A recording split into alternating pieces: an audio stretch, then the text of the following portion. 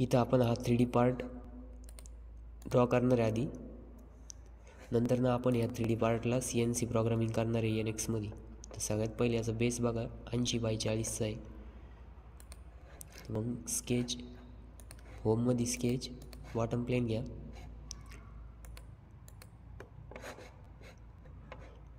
आणि एक rectangle draw करा.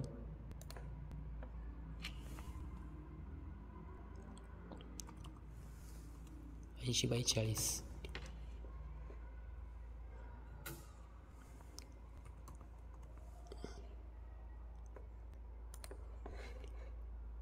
फिनिश. एक मिनटं, ही साईडची ही 40 घ्या आणि ही जी विड्थ आहे हिला 80 घ्या. फिनिश. नंतर एक्सट्रूड, आणि एक्सट्रूडमध्ये बघा इथं लेंथ दिलेली आहे 10, हाईट 10 टाकायची. ठीक आहे. त्याच्यानंतर ना नेक्स्ट बघा, आता परत इथे एक आपल्याला हा ड्रॉ करावा लागेल. हा किती 30x55चा आहे. परत स्केच,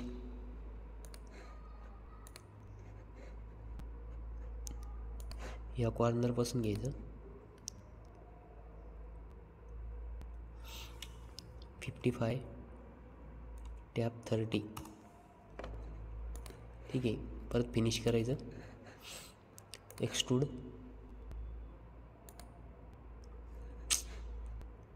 फिनिश.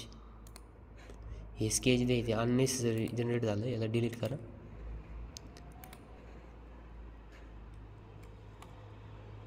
हे स्केच सिलेक्ट करायचं, एक्सट्रूड करायचं आणि वरती हाईट बघा किती दिली 25.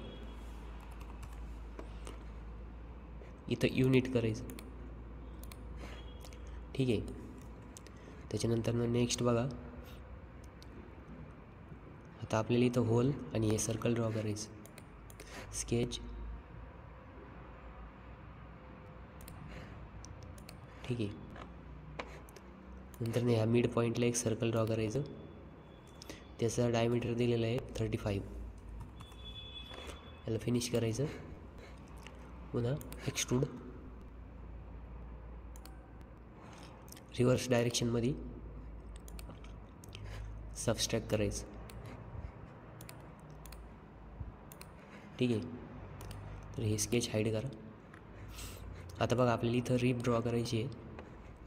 मग सगळ्यात पहिले इथं जायचं कमांड्समध्ये, मोअरमध्ये. इथं रिप कमांड बघा, रिप.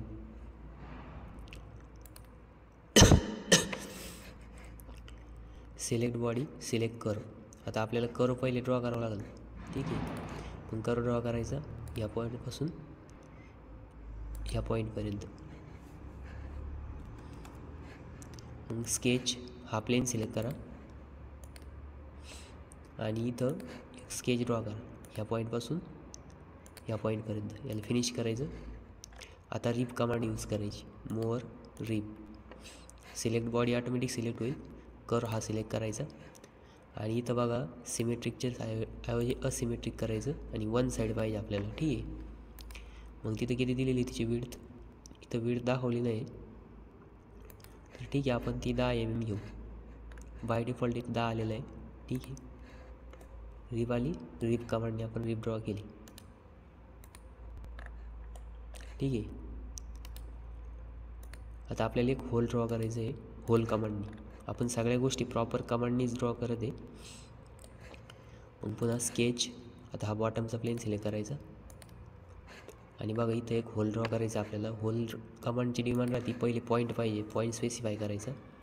तर त्याची इकडच्या साईडनं 15 दिलेली आहे आणि इकडच्या बाजूने 15 आहे. ठीक आहे. इथं एक पॉईंट घ्यायचा, क्लोज. याला डायमेन्शन द्यायचे ह्या पॉईंटपासून पर्यंत किती 15. ठीक आहे. नंतर पुन्हा या साईडपासून पर्यंत 15 आणि क्लोज, फिनिश. आता हे स्केच सिलेक्ट करायचं आणि इथं जायचं होल. ठीक आहे. होलचा डायमीटर किती दिला आपल्याला 10 आणि ओके करायचं. बघा इथं होल पण क्रिएट झालं. हे सगळे स्केच साईड करा आणि आपला हा पार्ट रेडी झाला. बघा याला सेव्ह करायचं,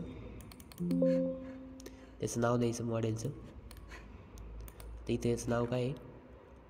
नाव काहीच नाही, ऑब्जेक्ट नाव आहे. ठीक आहे, ऑब्जेक्ट.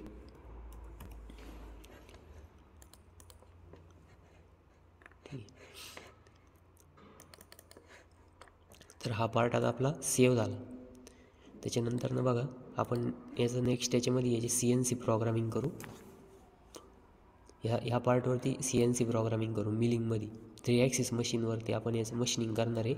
आणि हा एक ब्लँकमधून हा पार्ट जनरेट होणार CNC प्रोग्राम करून. ठीक आहे, तर ते आपण नेक्स्ट याच्यात बघू.